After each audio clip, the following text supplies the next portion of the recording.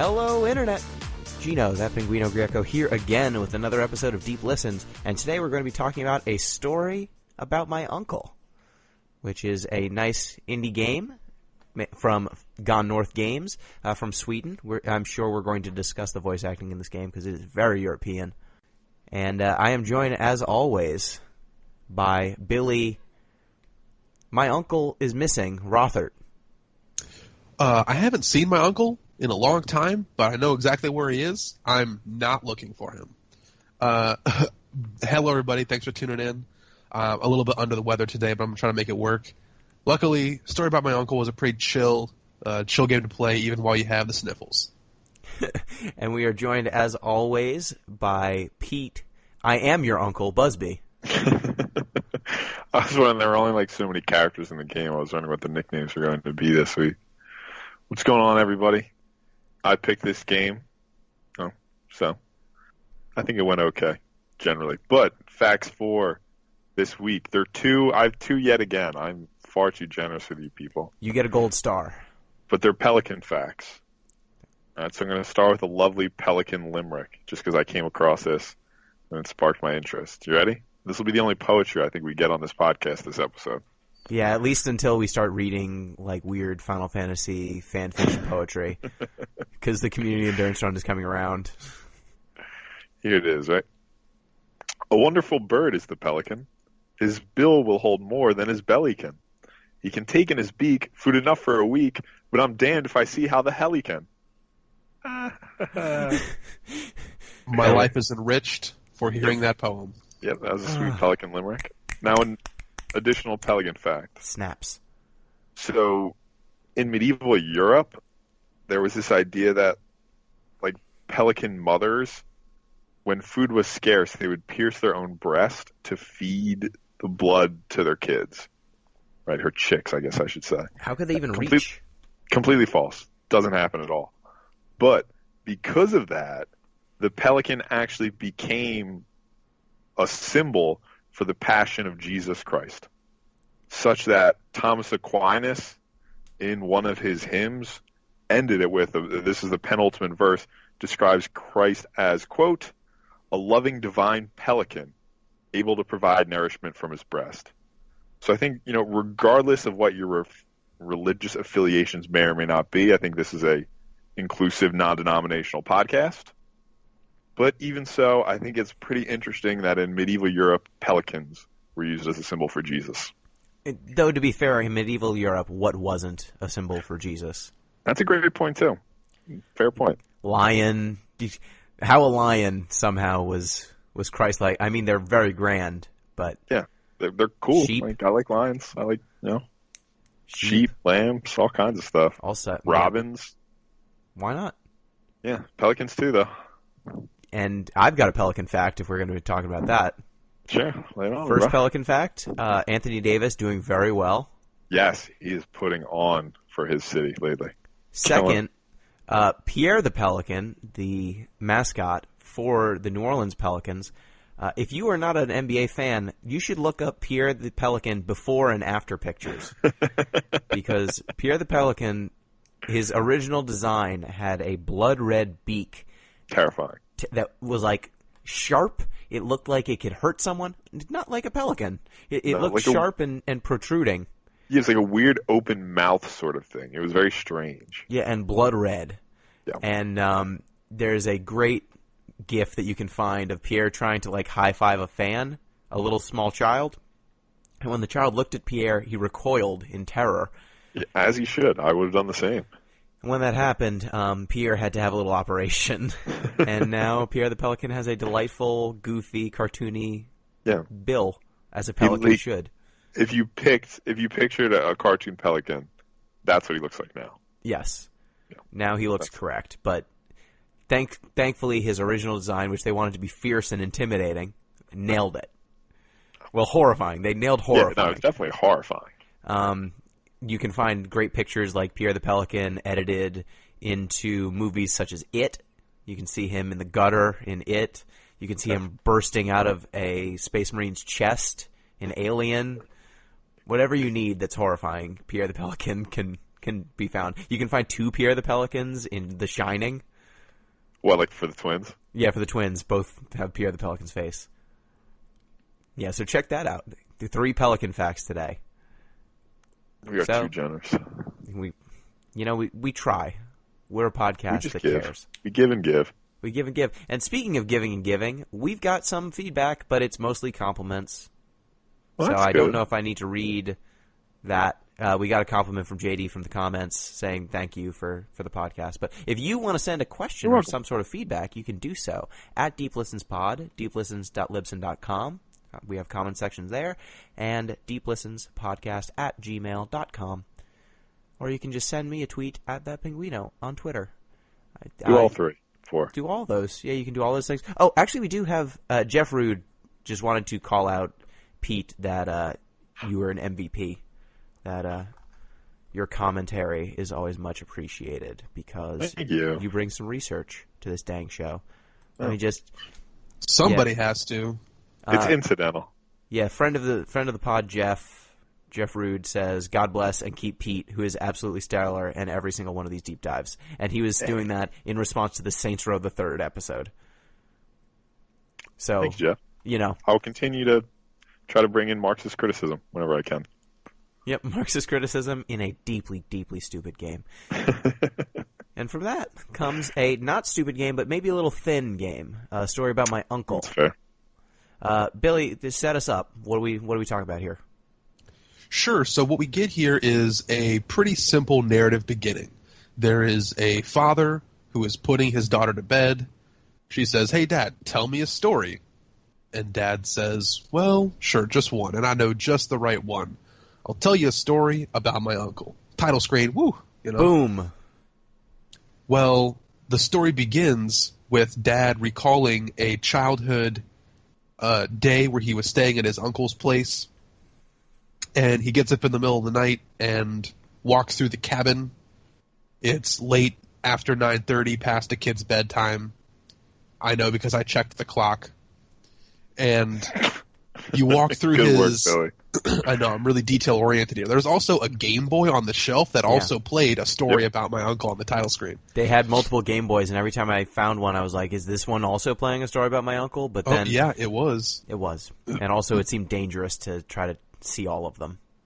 You can very easily fall to your death. So, I pressed on through the cabin where my uncle was, and you learn that the uncle had been some kind of crazy adventurer. Think about like Lara Croft's parents. Like, it was their job to be an explorer. However, somebody can make a career out of that, I don't know. But he had apparently had multiple like college degrees and was an inventor and all this crazy stuff. Your uncle had invented a suit of some sort. That was his adventuring suit. One is left for you, the protagonist, but it's kid-sized, as if he knew the whole time you would be coming on one of his adventures. Because curiosity gets the best of you, you put on the suit, and you keep going through his cabin to find a secret laboratory where a device is presented before you that ostensibly is a trash removal pad. If you look on the chalkboard in the room, there's like notes like, I know it's got a bunch of fake math on it, and then at the end it's like a big circled question: where does it all go? Wait, what do you mean by fake math? The math on the chalkboard, I looked at it. I'm a math teacher. You could possibly say, and right. The math that was on the board, I didn't see any actual rhyme or reason behind it. Oh, I think like it was the numbers check out. It's not like it's like 2 + 4 = 12, right? No, there's no numbers. It's all symbols, like sums and series notation. But I don't think it actually. Gotcha. It's not actually representative of any real mathematical formula, to the best of my knowledge. Okay. It might be so high up in math that it's beyond me, but we're getting off on a tangent. Yeah, E equals sum of hamburger? ? Could be. Might do. Well, you step onto this pad, or you press a button that you shouldn't press, and you get transported off to a different world. A world that apparently all the trash has been going. Yep. And it's a whole new world. A dazzling place you never knew. Mm-hmm. You progress through and realize that this... Sued, man. That's fair. You realize that this suit is designed to help you explore. It protects you from all fall damage, as long as you land on a good surface, and you can grapple to objects and do like power jumps and all this cool stuff for exploring. you meet a young lizard girl or some kind of amphibious humanoid figure who introduces herself as Maddie, and she says, "Oh yeah, Fred, he's been through here. Why don't you come along with me? We'll go find him together." And that begins the story, a story about my uncle. So begins the story about my uncle. Yes. So, jumping off, I thought that the framing narrative was pretty interesting. The brief moment that you spend in Fred's cabin, I thought was some of the most compelling, maybe one of the most compelling moments in the game, which, yes, that was a strong moment. Also, maybe says something about the game itself, the rest of the game. Right. But I really enjoyed. I would say it's the richest environment, which is unfortunate because you only spend like 3 minutes in, maybe more if you explore every nook and cranny like Billy did. Yeah, they do. I did, and I'll say that the cabin starts repeating very, very quickly. Same. I looked at all of the different shelves and tried to read all the notes and things. Even looked at the pictures to see who might be in the pictures, and like there's pictures on one of the walls, but you know, it added texture, but there was nothing there that was really revelatory. It just gave you the vague sense that Fred was a tinkerer. I was hoping for something like Gone Home. I shouldn't say I was hoping for. When I started the game and I booted it up and it gave me this very light control, a zoom function, and a really slow-moving protagonist, I thought this might be a narrative-driven Gone Home style game where you're just exploring a space. But as soon as you put on that suit and pull that handle, it just becomes a first-person platformer, which is totally cool. It's just a very different style of game than what I expected at the beginning.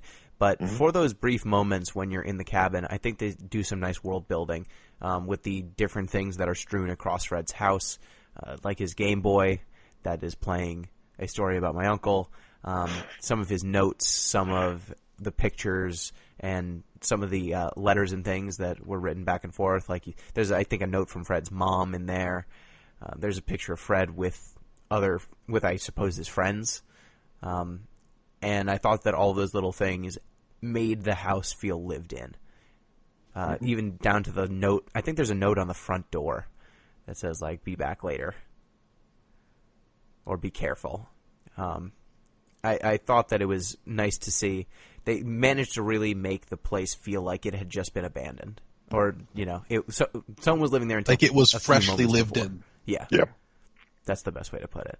And then once you hit the jump pad and it becomes a first person kind of platforming game, I think that the first section of that level, like the very first level you land in, when you get the grapple beam and it just kind of slowly introduces you to mechanics, I thought it was really strong design, but it felt a little bit like a, how do I put this kindly? It felt very paint by numbers early on when they were tutorializing. Like they managed to make a tutorial without it being explicitly a tutorial, but it felt like that just kind of led to a lot of the game feeling like a tutorial. Like they would introduce mechanics and then not give you a lot of time to play with them until they introduced another one. I think you're right, and I think it wouldn't feel so bad if there were more levels and the game was just straight up longer. But since there are ultimately 5 levels in the game, and the first level is the tutorial, that's 20% of the whole game. And then the second level isn't a tutorial level per se, but you don't finish upgrading your suit until the end of that level, and it's more of the practical application of your new suit. So that's your like playground to learn, because it's generally an easier level, but you're just like learning how it all works. If you include that as like tutorial level 1.5, then 40% of the whole game is you just learning how to play the game. Yeah, and when you're in the first level, you start out with no grapple power. You just have this suit. At first it's just jump, and then you realize that you have a power-up, basically. You can charge up the suit to do a super jump, either directly up, or if you're sprinting and then do it, you do a long jump. It's true to Mario fashion. There's a high jump and a long jump.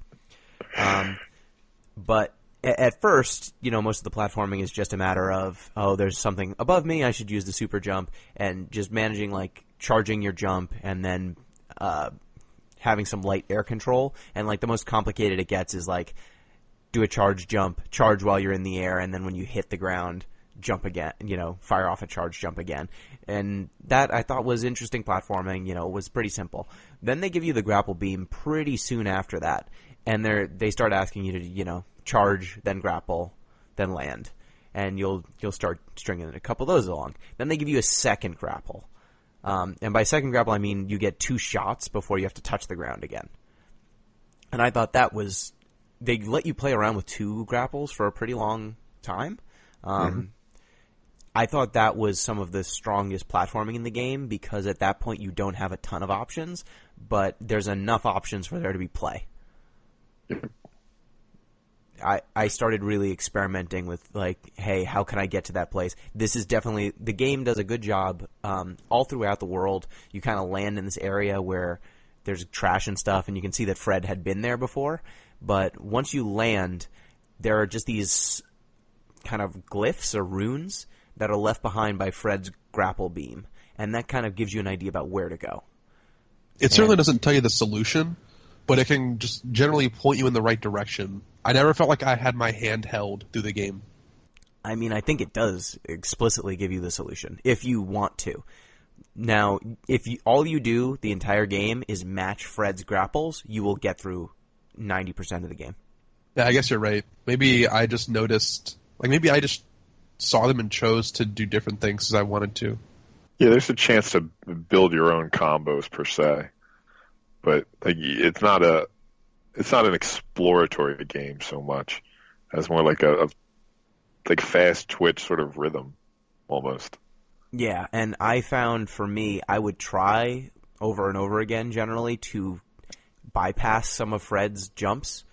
Try to find, if I accelerate and then use the grapple properly, maybe I can fling myself past this section that Fred grappled onto. And unfortunately, there were plenty of times where it seemed like, despite my best attempts to bypass some of the more obvious routes, I could not. Now, that doesn't mean it's impossible. It means that I couldn't find the exact right way to do it. And this game's physics engine and movement systems are complex enough that I think that you could have a lot of fun speedrunning this game, because it seems like if you just figure out the physics and how to fling yourself and use some of the jump powers, you can get a lot of momentum. I will say this. I watched a full speedrun in just the time that we did our audio checks. Oh, wow. A speedrun of this game, if you use exactly what you're talking about, flinging, then the game can be beaten in like 20 minutes. Yeah, really the biggest variable seems to be the trajectory you come off the grapple points at. Like, it's possible to just hit it and you just stop dead, but based on when you release, you get that sort of catapulting action. Since we're talking about the physics of the game, it's noteworthy to mention that this is run on like an Unreal engine, and that comes with its own like really positive mechanics and I don't want to call them drawbacks, but quirks, because Unreal engines are really cool at making good physics, but they also are just like notorious for some like game-breaking like blips here and there. The movement's really clean when you're in the air. I feel like I had a lot of control, and it felt like I was playing, in some parts of the game, Unreal Tournament. I'm jumping off of a huge thing. I'm flying through the air. But when the speedrunners talk about flinging, there's a way you can aim at a very far-off, distant grapple point that you have no chance of getting to, actually like across the whole level. And you can line yourself up with certain terrain that it will trick the cursor, your like crosshair, to thinking that it's actually like live. So you click it, and then you kind of have to immediately let go, but you just get launched across the entire level at breakneck speeds. And from that point, the speedrunners have figured out, all right, now I'm getting shot towards the level to my imminent death. How do I get back to safety somehow? Some of the tactics that they use are purposefully dying, but in just such a way that you're close enough to a save spot that when you die, it teleports you back to a later part of the level as opposed to the beginning level. There's some really cool speedrunning mechanics here in this game, but since we already had a whole podcast on speedrunning, I'll just leave it at that. Yeah, and I thought that every time I played this game, every time I saw one of these levels, I saw ways that if I could find an exploit to like make the grapple more reliable or more exploitable, or if I was a little bit better about flinging myself, the freedom of movement, I think, invites experimentation and invites this sort of analysis of the levels. And because many of the levels involve a lot of floating platforms, rocks kind of floating out in space, a lot of wide open areas with very few solid pieces of land to grab onto or to land on, it really incentivizes you to do a lot of fun, cool stuff in the air, which is pretty unique, I think, among platformers, especially first-person ones. I've never seen a first-person platformer quite like this. You know, it would have been nice, too, if you just had, like, a flip button or something. Like, as you're grappling from point to point, if you could just do, like, some sick nollies or, like, kick flips or something as you're going. Get some boost. Yeah, right, that would have been pretty sweet. Tony Hawk skates across your screen like, yeah, good work. Sick, bro! Yeah, that would be pretty good. I felt like I was doing some tricks every once in a while, but nothing. Usually, if my screen got a little bit too tricky, I would just die. Yeah. I want to talk real fast about the control scheme and the controller options and stuff. Sure. Would you guys play on gamepad or keyboard? Keyboard and mouse. Keyboard and mouse. So I tried both, and I started off on the gamepad. Did you guys ever try gamepad? Nope. No, This game that seemed just, poor for that. yeah, it seemed like a keyboard and mouse sort of game. See, I don't think it was necessarily poor, but I had one criticism. So when I was playing on my gamepad, and I have a couple options to choose from. I have like a Logitech plug-and-play controller that can basically work on any setup, which is the nice part about it. It's not the greatest controller. I certainly wouldn't play it for like Street Fighter or some kind of like real video game that would require tight inputs. And I have a PS2 controller, which is a little more reliable, a little more tight. Both of them had the same problem here that I faced, which is the button for the grapple was the R2 button, and I could reprogram it if I wanted to. That's not necessarily the problem, but the default programming was the R2 button. And on both the PS3 controller and the Logitech controller that I used, sometimes when I would grapple, it would, like, I would instantly grapple, and then, like, one frame later, it would, like, cancel it and reuse a second grapple. So, like, sometimes grapple points would eat up 2 grapples instead of 1, and that kind of made the game unplayable once I needed to have 3 grapples to get to certain spots. Yeah. So probably 30% of the way through the game, which isn't saying a whole lot because it's a level and a half, but, like, 30% of the way through the game, I had to just, like, completely change my controller setup to go to keyboard and mouse and kind of relearn the game. So did that happen because you let up on the button a little bit, or just the controller couldn't handle it? So it happened on release. So as soon as I would release the button, it would sometimes use a second one and then immediately stop it because I was releasing. It didn't happen when I clicked it the first time. It'd be like I'd grapple and I'm flying through the air, and as soon as I release, it would like tap that same grapple spot a second time, and I'd have just lost a second grapple for nothing. And I'm not like bashing on the game, because the reason why I switched wasn't just because of that. I remapped it so that my so that I forget it was if it was my sprint or my charge was the other trigger, but I put the grapple on R1, and then I didn't have the problem anymore. But then I got to the point in the game where I had to look around too fast, and the camera sensitivity couldn't keep up on a controller the way I wanted it to, so that made the game unplayable in a different way. I'm not saying this is a critique of the game, because mouse and keyboard is great, it totally works.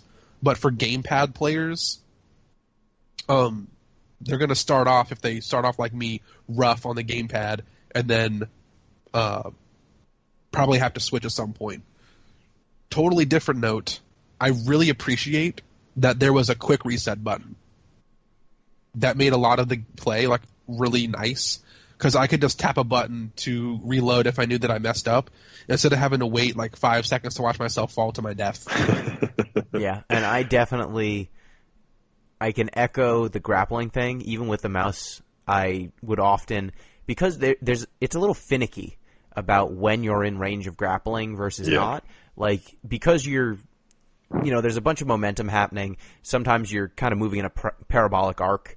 You're reaching the top and then you're descending, but you're, interacting with something that's also moving. Like sometimes you're shooting at a windmill that's moving, or you're shooting at a odd angle, and you may not be able to judge, or at least I wasn't able to judge every time when I was close enough to grapple versus not. There were times when I felt like I was close enough versus times when I thought I definitely wasn't, and I was. And so I would usually, when I was getting to like kind of that point where I'm just about in range, I would just start clicking, hoping that one of the clicks would actually work. And usually that would result in me grappling for half a second, releasing my grapple, then grappling again, and then falling to my death because I'd used up too many grapples. I bet if anybody's familiar with the parabolic concepts of a focus and directrix, there's some cool math that could be done. Obviously, yeah.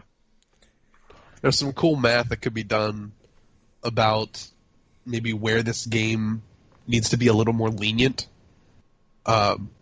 But maybe the Unreal Engine just took care of that for us.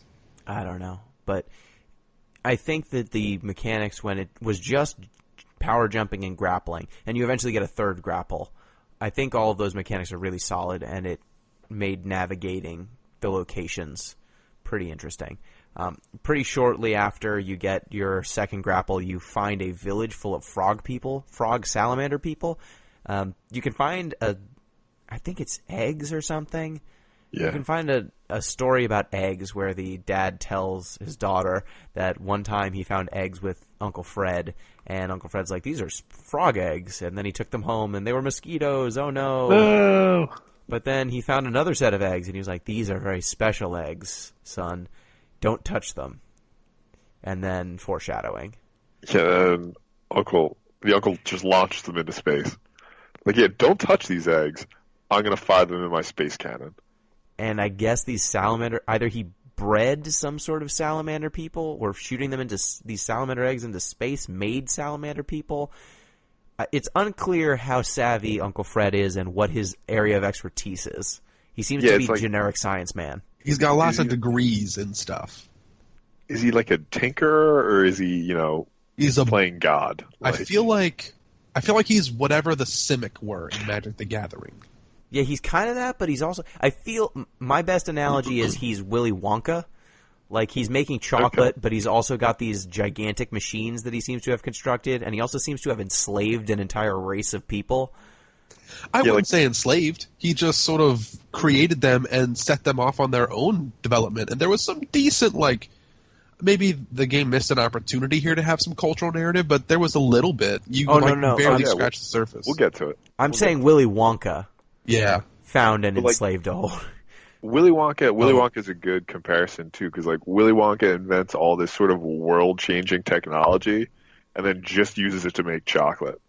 They're like, oh, Willy Wonka, you're telling me you can dematerialize people and launch them into televisions? Yeah, but I just use it to make candy bars. Like, okay, Willy. Smaller.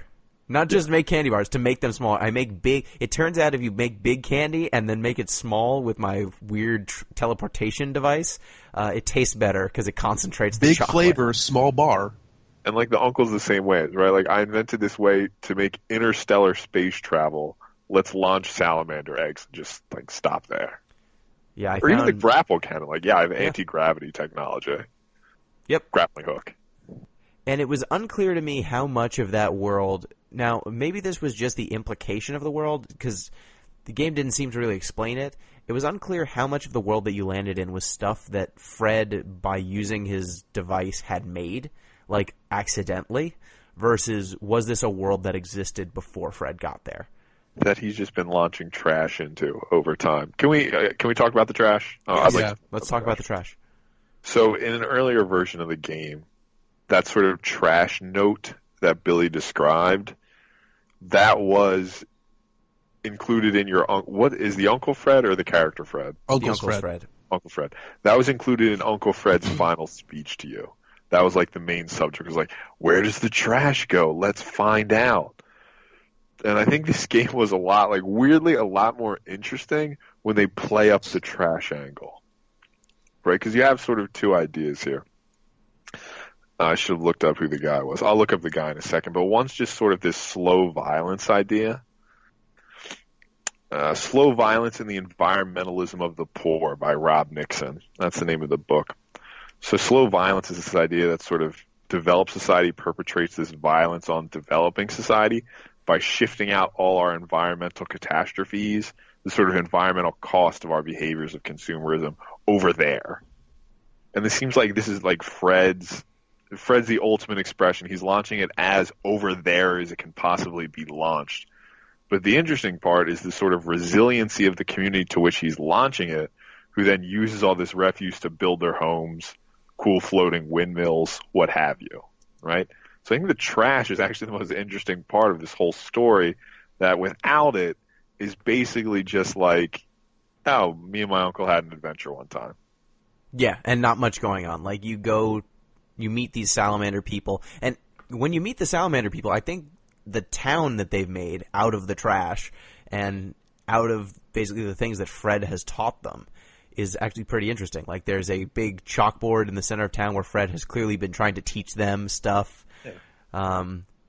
You can see a transcription of the Three Little Pigs into a book that is like, it's clearly that there's two books side by side, and one of them is the Three Little Pigs, and the other one is blah blah blah blah blah blah, and it's like in their language, and it has like 3 lizard people instead of 3 pigs, and it's been clearly like transcribed over.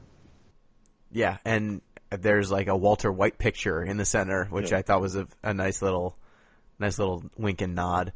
Like maybe I just want the game to be a lot darker because I think that's more interesting. Sure, and, at that point, it wouldn't be appropriate for a children's bedtime story, but there would have been a cool, like, Uncle Fred's the cult leader of these salamander people. He's launching a space narrative. Like, that would have been interesting. I mean, he kind of is. Like, everyone's talking about, hey, where did Fred go? Well, Fred has his tent on the top of town, and his chalkboard has, like, pictures of, a person on top and a lizard on the bottom, and then a lizard on top and a person on the bottom, and it's very clear that a lot of these salamander people are having like an existential crisis about who and what they are. But the game doesn't go there. Like, Maddie, the character who you meet, Maddie, she's pretty much one of the only characters you talk to. Like, there's occasionally some salamander people who you talk to. Like, you talk to the village elder who gives you the 3rd grapple charge. You talk to the dude on the Zeppelin. Yeah, you talk to a person on a Zeppelin. You talk to some other salamander folk who they've escaped. They're the what were they called?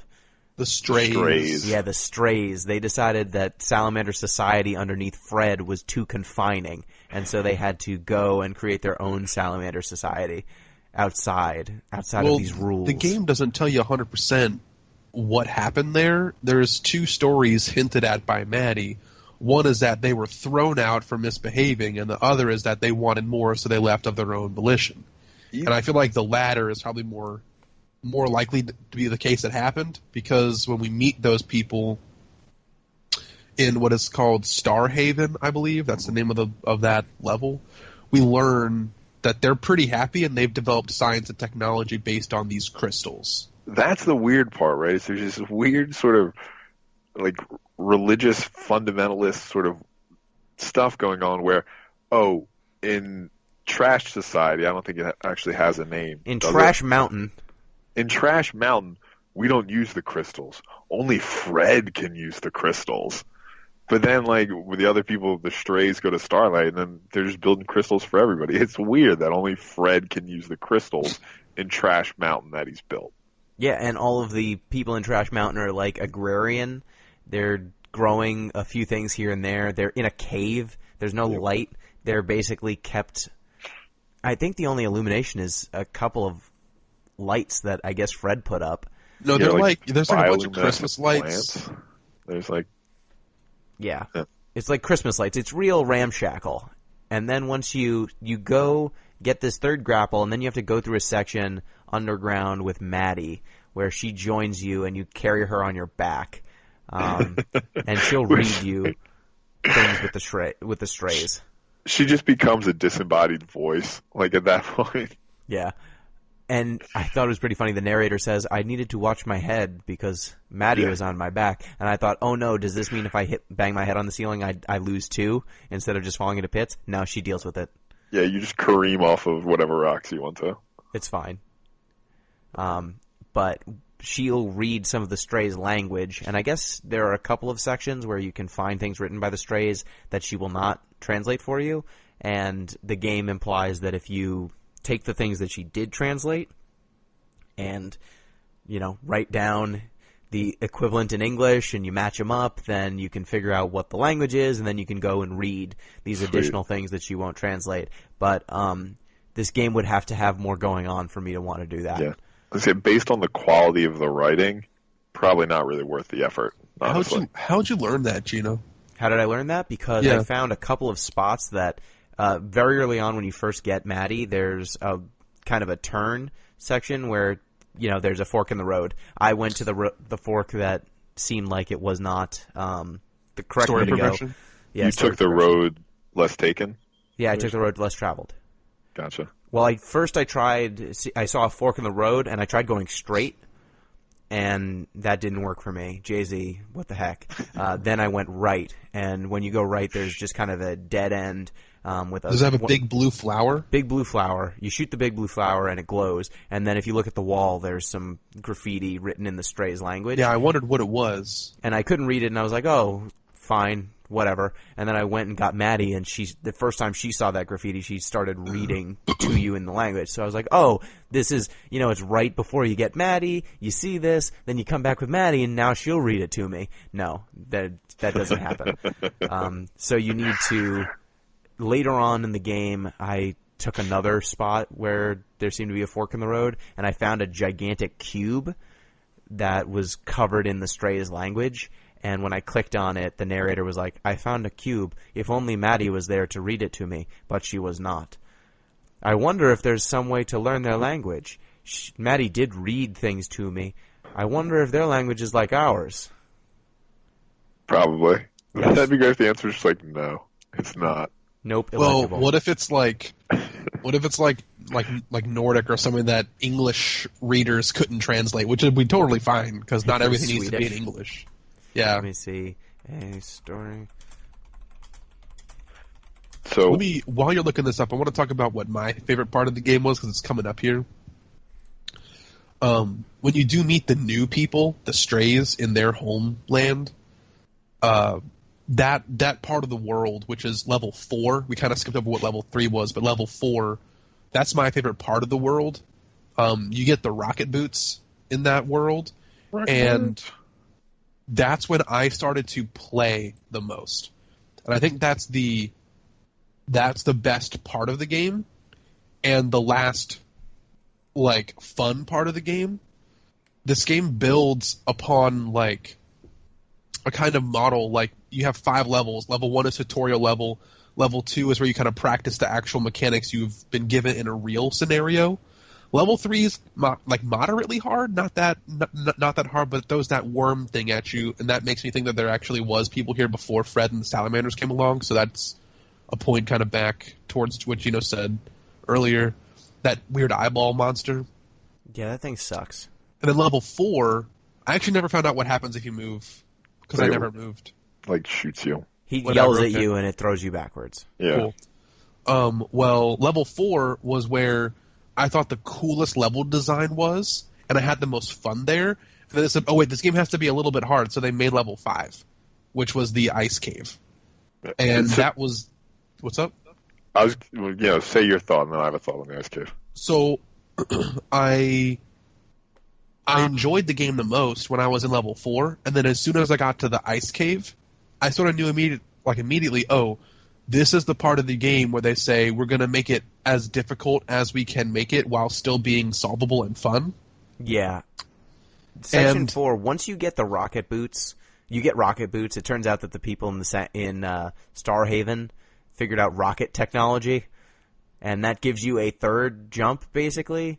So it gives you yet another resource. So you can charge jump, and then you can grapple up to 3 times, and at any point you can also use your rocket boots, and then all of these things recharge as soon as you touch the ground. Mm-hmm. And the fourth world is where I had the most fun. I started just throwing myself off of a floating village and just looping under it just to see what was there. And sometimes I found cool stuff like collectibles, and sometimes I found nothing, and I was okay with that because I just wanted to do it. And that was some of the most fun I had playing the game. Yeah, I think level 4 is definitely it is when you have all your tools, they give you a world that is wide and expansive and has a bunch of potential routes through it. And this is also the section of the game where Maddie starts saying, I bet you can't get through this section without using your grapple beam. Like, shut up, Maddie, I totally can. I didn't, but I didn't care about her judgment. She's a salamander person. I did. You get like a little achievement. I didn't care about her jeers. But it's in this section where they give you it's basically a playground. There aren't that many jumps or moments that are that difficult in Chapter 4, but it's when you really feel the freedom of movement and the joy of just navigating. And I think that is really the strongest moment of the game. I agree wholeheartedly, Billy. I agree with you guys for the most part. I will say one thing I'd liked in the ice level is they introduced part there where you can shoot basically everything's crystals in this game. You can shoot different crystals and that'll recharge your grapple without touching down, which I thought was a cool little sort of frantic element, right? So you grapple 3 times, then you have to recharge on your descent before you die, so then you can then grapple again. I thought that was a nice touch. I enjoyed it, but the rest of the ice level kind of sucked. And I want to talk about one of the developers' choices in the ice level. This was posted October 20th, 2014, so it was not too long. I mean, not too long after the game was made. I think it was released in May 2014, and then this patch came out in October, and they changed the ice level a little bit. They added like a couple more platforms that weren't there before to make the level easier because some people had complained that it was too hard. And I don't know how I feel about that because what they said was, and I'm going to quote the patch notes here, the stalactite corridor now has 2 lift platforms to stop over on, giving you easier ways to refill your grapple amount, and a total of 3 rocket boots charges while navigating through the section. This should make it a little bit easier to get through, without taking away the challenge from those who want it. Now, that kind of I don't understand. Why would you even put it in there if you wanted to make it, I guess if you're just now dividing your community in the very last, 5% of your game. Who wants to finish the game on hard and who wants to finish the game on easy. And a player who wants to play on quote-unquote hard mode might not even know that was a choice and not to use those to play the game on hard as was originally intended. It just makes you kind of wonder, why even do it? I mean, I guess I just having played that section of the game, it sucked to play it the way that they wanted you to play it the first time. I tried not landing on those platforms just because I wanted to get through it quickly, and I thought, hey, I don't necessarily need to do it. And I found that I was often just those crystals, the mechanic of shoot the crystal to recharge your grapple beam is great in theory, but in practice, I oftentimes found that if I was aiming towards the crystals, sometimes I would grapple to the rock just adjacent to the crystal instead of hitting the crystal, which would just lead me to die immediately. And then you'd have to do the whole section over. Whereas if you I found that the jump jets were pretty much a get out of jail free because they give you forward momentum in whatever direction you're facing, which in levels like that where there's an overhang that you're trying to hit, it will generally propel you far enough, fast enough to be able to grapple to the ceiling, especially if you miss or you mistime a jump or you screw up on a release or something. So having that little safety net basically meant that I could get through all of these sections without banging my head against them a ton of times. But I just don't agree that the stalactite section is worth, a nerf. Yeah, being indignant over. That segment of the game I didn't find to be the most compelling. But good on them for going in and fixing it or changing it and taking feedback. They didn't have to do that, so good on them. I think that it's worth mentioning how many different mechanics we've talked about in a game that's 3 hours. That's a good point. There's the high jump, the long jump, 3 grapples that they dole out to you piecemeal. They then give you jump jets. They then take away the jump jets. They give the jump jets back. there's these crystals. The crystal recharge. The crystal recharge. All of these mechanics basically get introduced and then are basically used for maybe a few segments each before they are then supplanted by yet another mechanic. Mm. And I found that this game just lost a lot of it. So I felt like there was just a dichotomy between the way this could have been designed. One way is you give a robust tool set, and then you vary the level design to ask you to do different things with that tool set. And then there's another avenue of design where you constantly are introducing new mechanics, and then you're teaching that new mechanic and trying to work with that new mechanic, and then you throw it away. And then on to the next thing. It's kind of I feel like Mario games really demonstrate the fusion of these two different ideas. Mario games will, 70-80% of the game will be, hey, here's the core mechanic with maybe a gimmick here or there. But as long as you master this core gameplay, and we will vary, what we're asking of you. Elements of the game will, ask you to do triple jumps or backflips or very specific jumping and landing. And then there will be this extra 20%, which are just kind of one-off gimmicks. We're going to give you this suit, and it's going to play like nothing else. Sometimes you'll find Captain Toad. There's Captain Toad sections in some of the Mario games where all of a sudden you're playing this character who can't jump and who's got these other rules that are completely one-off. But it's not that huge of a game. What's the boot in Super Mario 3?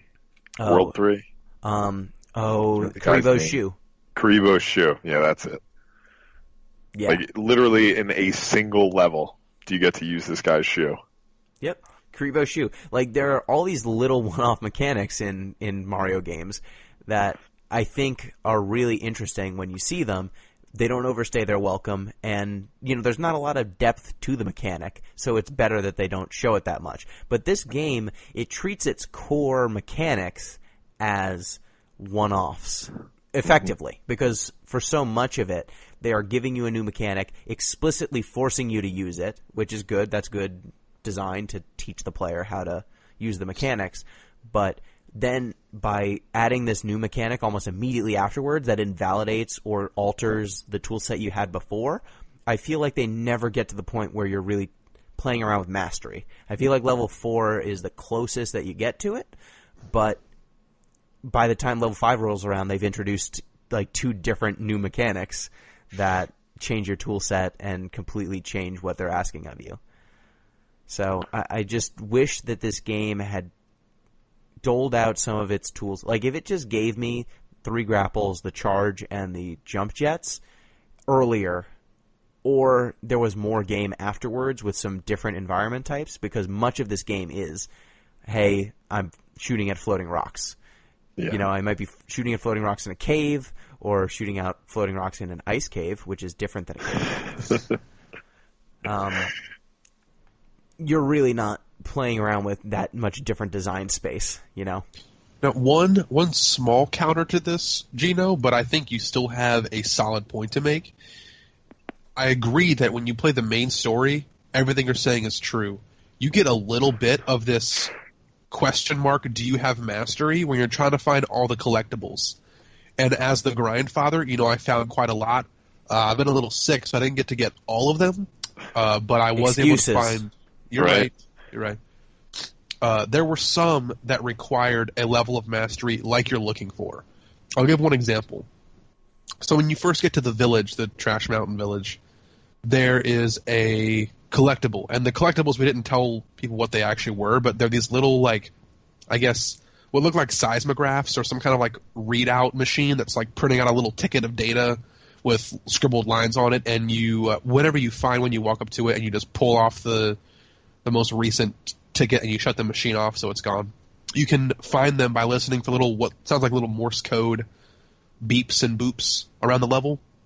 Well, there's some that you can't find just listening for them. You have to say, oh, there's a part of the world that I can get to, and let me see if I can get to it. One example is in the Trash Mountain area where there's a very, very tall spire, and the only hint that you have that you can possibly get up there is that there are these blue lights incrementally up the mountain as if someone had put them there or something could be growing there. And in order to get to those spots of the mountain, at this point in the game, you only have power jump, not rocket boots. You only have power jump and 2 grapples. So getting up the mountain requires, in some parts, for you to power jump, grapple the wall, only use your momentum to fling you past it a little bit, and then grapple again and have it fling you past another ledge, and then just you have to hope that you barely got enough extra momentum to land on the nearest surface and you get all your stuff back. I felt like I had to demonstrate mastery with power jump and 2 grapples there in that one small anecdotal case. There's a couple others that I can mention throughout the game, but I don't feel like I need to. That was one case where mastery was asked of me, given what I had available to me, but it never happens, like you say, during the main story. Only if you go off the beaten path to find a collectible are you going to be asked of those kind of mastery moments. Yeah, and those were definitely the moments that I found the game most enjoyable. It was when I found one of those little side spots, or really felt like, how am I going to try to do this in a creative way? And I just wish that was incentivized a little bit more. Because there are definitely times where the game just says, okay, follow the grapples that Uncle Fred set for you, because this is how you go. So I don't know that there's much more to say. Once you get to the end of the ice cave, you find Uncle Fred, and you try to convince him. Well, Maddie. Maddie has a really specific story arc. She starts out, I guess she's picked on in Trash Mountain. No, I think she's stifled by her. It's not her father. She's stifled by the village elder. Yes, but she's also made fun of by the other salamander You're right. people. Yeah. She doesn't get along with them because she can read or something. She's into like science. A rogue element. I don't know. She wants to use She's crystals. been experimenting with the crystals, and they think that's heresy. We all know what crystal is really code for. Yep. Yeah, Why magic, Heisenberg's in there. deity stone. I was thinking meth, but Yeah, but we're not. This is a kid show, Pete. Yeah, it's a drug-free podcast. Well, to be fair, there is a Heisenberg picture in this game, and there's a lot of blue crystals. So you're not wrong. So well, there is one more thing that I wanted to mention real quick. I enjoyed one. I wasn't done with the yes. Maddie thing. Yeah, go ahead. Sorry. No, it's just she's picked on. She joins you. She's like, I want to find Fred. Fred taught me everything I know. I want to find Fred. And then you get to the place where what is Star Hollow? Starhaven. You get to Starhaven, and she's like, actually, these people seem to like science. I like science. I'm going to stay with them. You should keep going, looking for Fred. And the game tries to, as soon as you leave Maddie, the narrator's like, and that was the last time I saw Maddie. I wish I had spent more time with her. You spent, in game time, it's like an hour you spent with Maddie. And he's like, and that's a friend I had for the rest of my days. I will always remember Maddie. No, I won't. She talked to you like 3 times. She told you, hey, I bet you can't do this section without your grapple beam. Shut up, Maddie. Shut up, Maddie. I have the suit. I don't even like you. I liked Maddie's character. Yeah, the game... She's fine. The narrator seemed to imply there was much more of an emotional connection between Maddie and protagonist than I found myself, experiencing. You just hate salamanders. I love salamanders. That's the thing. I like salamanders. They're nuts. As far as the narrative is concerned, I'll jump back into the point that I was going to make. I appreciated one aspect of their respawn choices, which is they don't make you listen to the story again. If you die in a level of Thomas Was Alone, for example, you got to listen to the narration again, which is not bad. That narration is just fine. But they didn't make you re-listen to everything in A Story About My Uncle, which I think is ultimately a strong choice, because that would make you start to hate it a little bit. Because you do have to restart quite a few times to get the hang of some levels and figure out the mapping of the world. I think that would only make you hate the voice actor and hate the narrative a little bit in a way that Thomas Was Alone could have had as a problem, but didn't, because the game was either easier to get through or the narrator was better, so you didn't mind hearing it. Yeah. But once you get through this narrative, I did look up what it says in the outsider language. So there's a section that says denial, isolation, anger, bargaining, depression, acceptance. So stages of grief. Yeah, the stages of grief are there. Let's see. What I has guess Fred Maddie. done to these people? Hmm? What has Fred done to these people, man? It's not great. They This don't is like great. it. When Maddie first reads something, she takes out a little book, and in that book is the translation index, basically. So if you just take a screenshot of that, you can have all their characters. There's in Starhaven, the first one just says Starhaven, welcome home. There's one that says the greatest crystal found, 21st day of sky. One says on the winds we sail for the sun's eternity. One says, Dear Rinu, I promise to join you above the sun before the week is out. I just have to figure out a way that is not too painful or gruesome. And Dear Marin, I miss you so much. Also, it was me who ate your flies before. I'm sorry. When we meet up there one day, I will give you new ones. Oh, I guess some of these sound like they are tombstones. It sounds pretty culty. Yeah. Well, one of them talks about suicide. Yeah. Yeah, I don't know. Maybe there's some stuff going on that we didn't bump into in this game. Maybe. Yeah, I mean, Steam made some promises, right? Like when you go on Steam, it says it's a narrative-driven game. Yeah, but I wouldn't. I would consider this like Easter eggs and stuff. Yeah, I don't think Steam fulfilled that promise that it made to me. Yeah. Well, the other game by this we got cool team unlockables. We did. So I have one final point to make, if I can be so bold. Sure. So I would just like to situate a story about my uncle in a long sort of tradition of the importance of specifically maternal uncles. So I think I don't think I explicitly say it, but it's pretty clear that Uncle Fred is your mother's brother. And there's a long tradition of the importance for mothers, brothers, especially in adventure stories. So the two sort of most famous examples would be Beowulf, in which Beowulf's maternal uncle, I'm going to pronounce it wrong, but Higelac,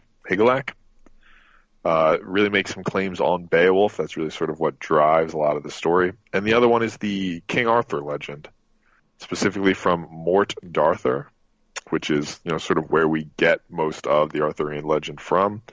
A lot of the characters in there are maternal uncles as well, to Arthur or other assorted characters.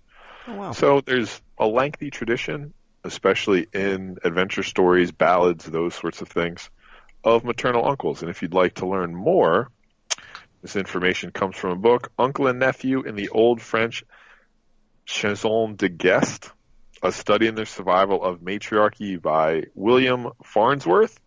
I only mention his name because his name is William Farnsworth. William K. Farnsworth? William Oliver Farnsworth. Ah, fuck. And this book was published in 1913. So I don't know if there's a better book on maternal uncles in existence right now, but that one's pretty good. I'm just going to read his great uncles, or great uncles? Yes. Philip J. Fry's book. Yes. I'm sure it's way better. I bet it's way shorter. Yeah.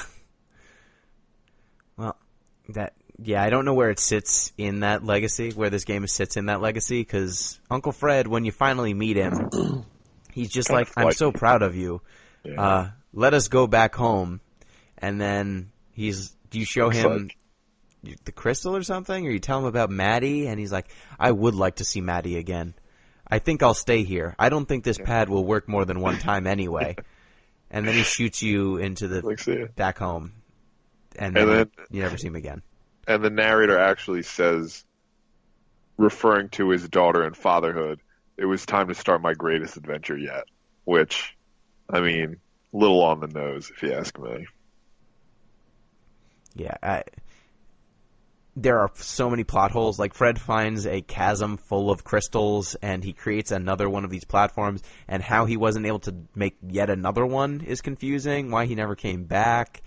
What was he doing with this group of salamanders, the Strays, and Trash Mountain? What happened? Why is there a schism between these people? Nope. No explanation. Fred seems to still have a good relationship with all of them for some reason. What does he eat other than the protein packs he seems to have brought? That's a very good question, actually. Yeah, this That game eye monster, like, what was its deal? wants to eat, I guess. Does it eat salamander people? I don't know what it eats. Where did It's it come rocks. It doesn't try to eat you, it just yells at you. Yeah. Yeah, I don't know. This game, interesting, a little light. So any final thoughts on Story About My Uncle? I'll say one thing. This is my last idea. I think that this game is best played with like a friend around, so that you can enjoy the cool visual aspects of it with a friend. And maybe if you can play it where you guys like swapping off, I think people would have an enhanced experience by collaborative play. Because I play this game by myself in my room, and it was cool, but I feel like there's a little more that could be had where the game doesn't have that much to start with. Not that it's necessarily lacking that much, but you can get a little more from it by playing with a group or with some friends, and I'd say pick it up when it's on sale. That way you can get a little more bang for your buck. I think the game's worth exploring and worth buying, and I think it's moving, or it's like a step in the direction that I want games to go, which is focusing on good gameplay and trying to focus on story, even though it's not necessarily strong here, but focusing on gameplay and story, and the game's short, so it's digestible. I want more games to expand upon this model, and so I'm happy that A Story About My Uncle was made, because I want more games like this to come out. Just more of it. Yep. And I was really happy. I was happy about the length. It was just where some of the time was spent that I found a little bit more questionable. But 4 hours for what this game is, I think that was a perfect length. I think the imaginative nature of some of the levels were really, really cool. Like, I just only want to ask for more of it. I want to ask for more of level 1, 2, and 4. The chasm was kind of one-dimensional, and the ice cave was just an ice cave. But the first level, the second level, and the fourth level, I just wanted those levels to be like 80% of the whole game. Yeah, and I forgot to even mention, in the cave, there's also that mechanic where you have to shoot plants so that you can see. Yeah. So there's another weird one-off mechanic there. Pete, last thoughts? So I think sort of the problem with this game, and I agree with all the positive things you said, I think there's either not enough variance and environments for platforming, or not enough attention to the story. They sort of half-measured both of them, and two half measures don't really add up to a whole game, I'd say. Yeah, I'd agree with that. I think that it's got a lot of smart ideas, a lot of unique and creative designs, but when you add it all together, it's kind of mediocre. It's less than the sum of its parts, oddly enough. Yeah, but I liked it. I still enjoyed it. Yeah, it's not a bad game by any means. Yeah. So, Billy. Oh, wait. So if you want to get in touch with the show, remember at deeplistenspod, deeplistens.libsyn.com. Hit up our comment sections, or deeplistenspodcast@gmail.com. And without further ado, also a reminder, like, rate, review the show. We're on YouTube now. Do that. I'm posting this to YouTube, so if that is more convenient for you for listening, iTunes, you can rate and review. Whatever you're using, just give us all the stars you can give. Billy, your turn to pick. All right, so I've got a couple games on my list, and one stood out to me, and I told you guys to pick it up a few weeks ago. But I'll give you a choice, and we're going to play that game at some point, because I kind of want to talk about it. But I'll give you a choice between that game, which looks cool to me and might have some interesting things to talk about, or a game that we just know is flat out good. Well, I need to know what the two options actually are. Give me explicit choice. You didn't give us that choice when Saints Row the Third was dropped on us, Gino. That's true, but we're gonna. So Saints Row the Third, I think, was a fine experience, and I feel like if you had both options explicitly, I think we still would have gone in that order. And the game you didn't pick is the game I'm picking next. So I just need to know, because the community endurance run's coming up. I got I have less time to play things right now. All than I right, do. then I'm going to just pick, because I think this will be the shorter of the two games, and I also want to prepare for the endurance run. So we're going to play a game called... Let me make sure I remember what it's called, though. It's called... we're playing a game called Little Nightmares. Sweet. How does one spell nightmares? Nightmares. It's not a pun. No, it's not like a Knight. It's not like with a Y. like little like chivalry practicing horses. Right. That's actually pretty good. That'd be pretty good. All right. Now I just Little want that Nightmares game up to get next. made. Right? Yeah. It'll be like Castle Crashers, but with just like horse people that are practicing valiance and courage. So, Billy, what was the game we didn't pick? What was that? I'll tell you about it when I pick it next. Off air. Ooh. Okay. Cliffhanger. All right. So next up, we have Little Nightmares in our Steam Indie Darlings segment. It seems like. All right. Thank you, Billy. Thanks everybody for tuning in. I'm glad I made it through the show, even though I was a little bit sick. Luckily, I was able to mute my mic when I was coughing up lungs. Hopefully, most of that stuff will not be in the recording, and I won't have to edit so much. Yep. Thank you, Pete. Always a pleasure, guys. If you have more Pelican-based limericks, please do send them to the podcast. I promise we will read them on air. That's true. And thank you, listeners. Till next time. Peace.